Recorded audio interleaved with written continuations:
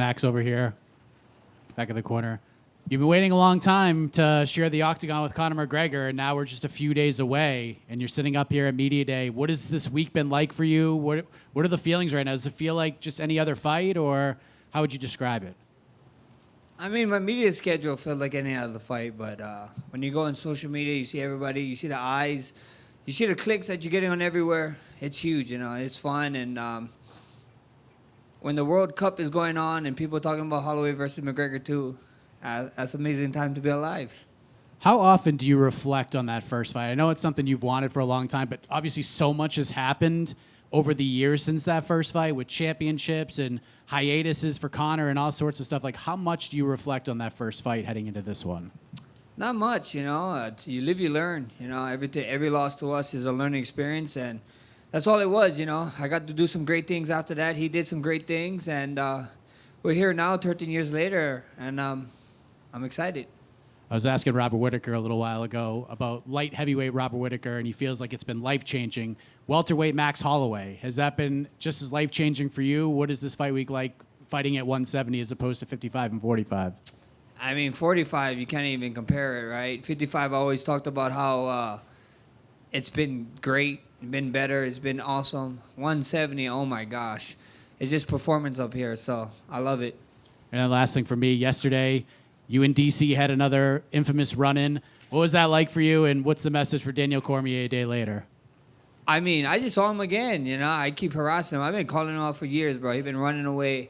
If I could get another fight, that's the man I want to be. They keep talking about weight classes, this and that. Dude can just show up. We gotta solve our problems. Max, what have you made about Conor's apparent frustration that he's not talked about as the greatest featherweight of all time? And he's a little bit mad that you sometimes get called that.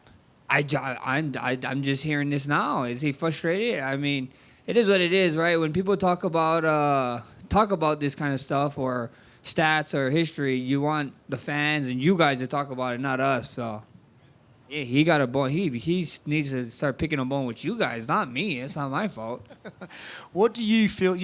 When guys move up in weight, people start talking about, does the power translate? Does the chin translate? As you're the bigger guy up there now at 170, do you feel like it makes you a stronger guy? Does it make you a slower guy? What does the changes do to your performance?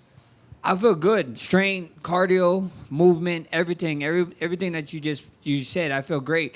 I know you guys have been following me on media and seeing what I've been doing. We bring in the former 170 champion Jack Della. Had great looks, had great training. We was only supposed to train together for a week. We loved it so much. He ended up staying for a second week, and I think so. Bringing him in was huge. It was good fun, and we'll get to find out Saturday night. It's gonna be fun. It is what it is.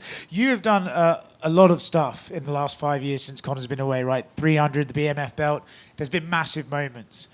Do you feel like getting this rematch that for a while there we were never sure if you might get, has this whole week and this whole process just been fun? Like, finally I get it. It's going to be fun. I get to try and get my win back. Talk about the experience of having this rematch booked and just the emotions getting it after years of waiting around for it. It's huge, who would have thought that Conor was even coming back after what happened with the injury, and then with him and his other injury at a fight that he had. So it's just big, I finally get to right or wrong, and I'm looking forward to it.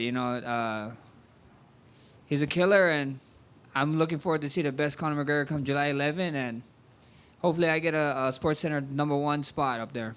What's the money like for a Conor McGregor fight these days? It's beautiful, bro. I'll tell you this much. Every single guy that fighter or non-fighter is saying that I'm fighting for money, I'm a prize fighter, brother. This is what we do. If you wasn't fighting for money, you're an idiot.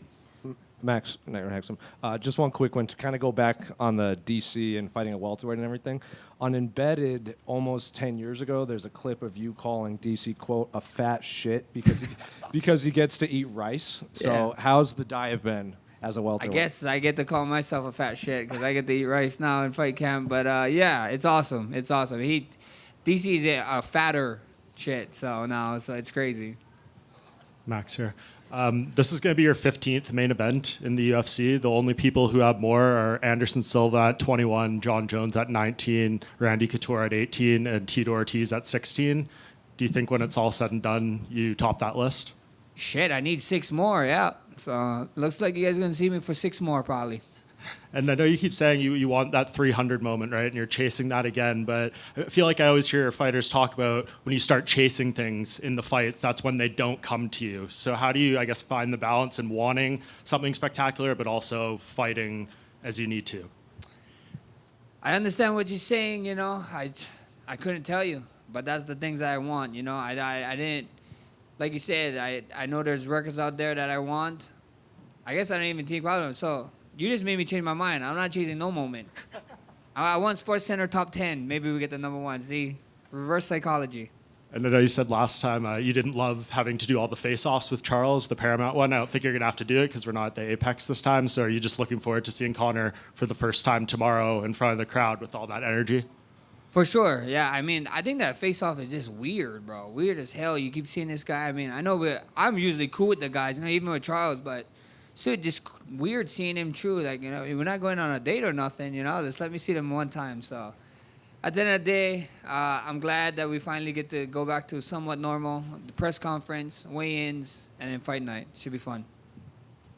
Max, you beat Gaethje and you are the BMF, but Conor insists he's still the true owner of the division.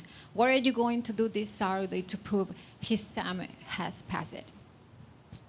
I'm going to go in there and put paws on him. You know, I'm going to make him wish that he didn't come back. Actually, no, I'm not going to make him wish that. I'm going to make him think that he can do it one more time so we can rematch at the end of the year. Max, down here to your left. Dead here to your left here. You can't see me. Anyway, I feel like the consensus among most MMA fans, given Conor's layoff, is that you should walk right through him, particularly with your volume-heavy style. How is it competing with the pressure of being the one who should come out with the victory? I mean, that's crazy talk, right? A lot of people, a lot of fans is counting Conor out, which is crazy. I mean, a lot of people count Justin Gaethje out. I mean, this is different. This is different situations, right? But this guy has unlimited money. You know what I mean? He has a lot of connections. He's coming back from a crazy injury. He supposedly found God. His kids is going to be here at the fight. I saw Tim Grover in a picture with him. I don't know if that's the coach now, but he's doing all the right things. You know what I mean? So I'm getting ready for the most dangerous Conor McGregor we ever saw. And nobody's telling me otherwise because once you start overlooking people, things don't go too well for you. And you mentioned it there. He has millions of pounds, well, dollars in the bank. He has accolades. He doesn't need to do this. What do you think that says about his character? He's an animal. He's a warrior, bro. Nothing but more than respect. You know, there's a saying that that I grew up watching. I forget what boxer promoter said it, but I was watching a documentary, and he said it right. You know, he was like, "Why the hell would a rich kid fight? Rich kid don't need to fight, you know. Poor kids fight." So to see that he still got that side of him in him is exciting. Do you think that you'll be given the credit for beating this version of Conor McGregor? Obviously, coming off the leg break, the 5 years. Do you maybe wish that this had come a few years earlier? I mean, when it's all said and done, we live in a social media way. I don't think anybody getting credit for anything nowadays. So at the end of the day, if they give me the credit, if not, it is what it is. I get to go out there and check something off my list. Thank you. Max in the middle right here. Any concerns that this fight wasn't going to happen just because it has been so long that Conor's been in there? And if so, did that weigh on you at all during camp, whether this is going to happen or not? Not at all. You know, I didn't have too many concerns. You know, everybody talked about that one Chandler fight. He did only really ever pull out of that fight ever in his whole UFC career. It was one, you know, and people just hold it like tooth and nail towards him, which is crazy. But I had nothing, you know. I just trained as usual, and if it didn't happen, it didn't happen. If we got to this point and it still didn't happen, then they have other guys in the pipeline, I believe, and we're just ready for whatever. And you mentioned training with Jack Della Maddalena. Is that something you plan on doing in the future, or was it specific to fighting McGregor? For sure. Now we got guys, you know. I'm at that point in my career where I think so we have a little bit more connections with a lot of different camps and different people, and bringing in different bodies is good, you know. It only helps me. I learned a lot from Jack, and, you know, I'm excited to do more training in the future. Just last one from me. I don't know how much you still follow the Toronto Raptors, but what do you think of Kawhi Leonard going back to the Raptors in the big trade? I'm pretty excited. You know, I gotta Bobby be at the fight, the GM, and I gotta have a sit down talk with him because I don't know some of the stuff we gave up. I'm like, you know, but Kawhi's Kawhi. I'm excited, and who's to say he don't bring one back, you know, to the city? So it'd be fun. Hey, Max, there's another Pacific Islander, more on the Maori side, and Robert Whitaker, who's also moving up a division in this card. So I'll kind of ask you the same question I asked him. What's that like with this camp being up as far as your walking weight goes? Can you maybe tell us a little insight as far as what your walking weight was around 55, and does it change too much for this 170 camp? Yeah, bro, it changed a little bit, you know. I definitely got to get a little bit heavier. We wanted to be a little bit bigger. I mean, the cut is not as crazy, but it's still a cut, so... At the end of the day, your boy finally got to put on some size, and I'm just excited to show you guys Saturday night. And as far as pressure testing it in the gym goes, we just mentioned Jack Della Maddalena as far as southpaw looks. Was there any southpaws for one, and for two, how did that weight feel, you know, moving around for this camp with the extra weight? Feel good, you know. I have my boy Jack, and then we have another guy. You guys don't know his name. My man Will. He's been with me throughout the whole camp, and then he actually had to leave a little bit, so that's when Jack came in, and it was amazing. It was amazing, man. These guys are big boys. I love it, and I love the way I feel. I love my punching power. I love my power with them. I love clinching and feeling everything that 170 had to offer, and I can't wait to show you guys Saturday night. Fantastic. And last one for me, you are 2-3 against UFC level southpaws. You've avenged all those losses minus Conor McGregor, which you'll have obviously a chance this Saturday. Tell me, Max, you don't want to give away too much of the game plan, I imagine, but what do you feel about facing southpaws? Something you like, something you don't like? I noticed in the Arnold Allen fight, you fought like all southpaw almost, and then not as much against Poirier. Do you just change it up for the different opponent, or what's up? Yeah. Every single fight we approach differently, and we saw certain things that work with certain people, and that's what we do. You know, I got some of the best minds in the game, and my coaches. You know, with Ryan Lazarus, Ivan Flores, and Darren Yap. Man, these guys. You guys wouldn't even know their names if I didn't say them. You know that these guys like being in the dark. Two more questions. One. Max, a large part of the storyline around this fight is obviously Conor's 5-year absence. As a guy who's been so active, how do you think a 5-year layoff would have affected you in your career? Like I said, I think it shouldn't affect him. I think that I could come back from a 5-year. You give me his bank account, all his connections, brother, I'll be back in 10 years. That's what I'll do, you know? Like, everybody bringing that excuse up. Yeah, the only thing that he misses maybe the walk, the arena, the feel, right? But we still had stone cold killers in there, bro. He still was one of the best fighters in the world at one point. So I'm looking forward to the best Conor McGregor. Best of luck. Thank you, brother. Max, back here. Here. So there was, like, you were asked there about the finances going into this. Is this the best payday of your career, this fight?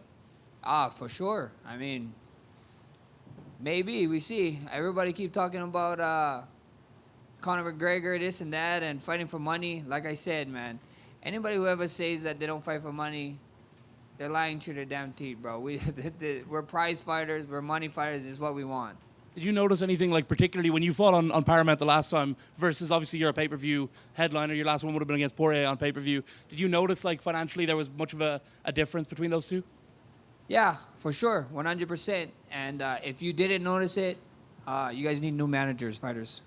Wait, was it good or bad? It was very nice. And last one, just you were asked there about, Oscar asked about, Conor being frustrated at being, not ranked as the best featherweights. Of the five who have had that belt, you, Volk, Ilya, Conor, and obviously Aldo, how do you rank them from 1 to 5?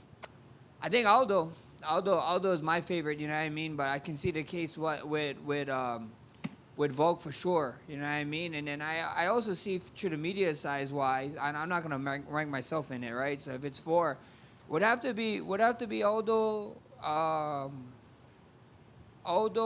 Volk.